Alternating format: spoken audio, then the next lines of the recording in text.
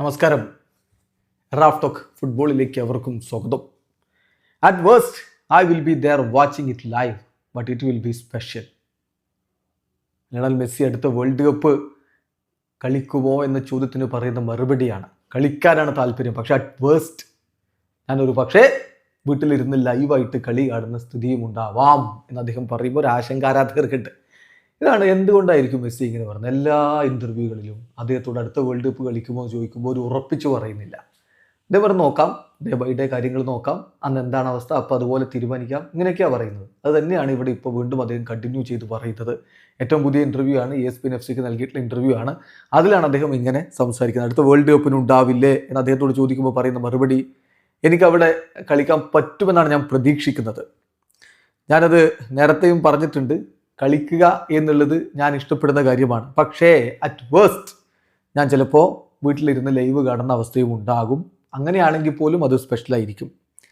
World cup എന്ന് പറഞ്ഞാൽ എല്ലാവർക്കും സ്പെഷ്യലാണല്ലോ, ഏത് രാജ്യത്തിനും.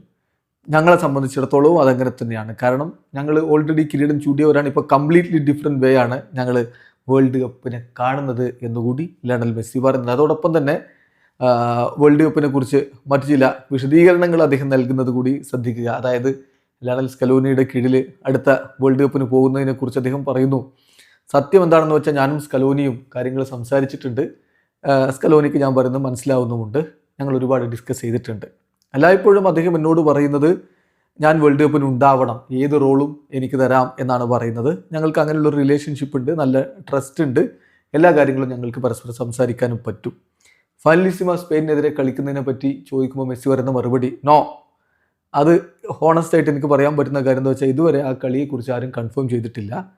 എന്തായാലും അത് സംഭവിക്കുമെന്ന് പോലും ഉറപ്പില്ല. പക്ഷേ എന്നെ സംബന്ധിച്ചിടത്തോളം ഇനിയിപ്പോൾ പ്രീ സീസണാണ് വരാൻ പോകുന്നത്. MLS കഴിഞ്ഞ് ഇനി പ്രീ സീസൺ വരാൻ പോകുന്നു. അത് മറ്റ് ലീഗുകളൊക്കെ നടക്കുമ്പോഴാണ് ഇവിടെ പ്രീ സീസൺ. അപ്പോൾ മിഡിൽ ഒരു പ്രീ സീസൺ വരുമ്പോൾ അത് വളരെ നല്ലതാണ്. ഒരു പുതിയ സീസൺ ആരംഭിക്കുന്ന പോലെ, ഫ്രം സ്ക്രാച്ച് എല്ലാം ആരംഭിക്കുന്ന പോലെ നമുക്ക് പറ്റും. യൂറോപ്യൻ താരങ്ങളൊക്കെ വരുന്നത് ഒരുപാട് മത്സരങ്ങളൊക്കെ കളിച്ചിട്ടായിരിക്കും. പക്ഷെ ഞാൻ വരുന്നത് അങ്ങനെയായിരിക്കില്ല.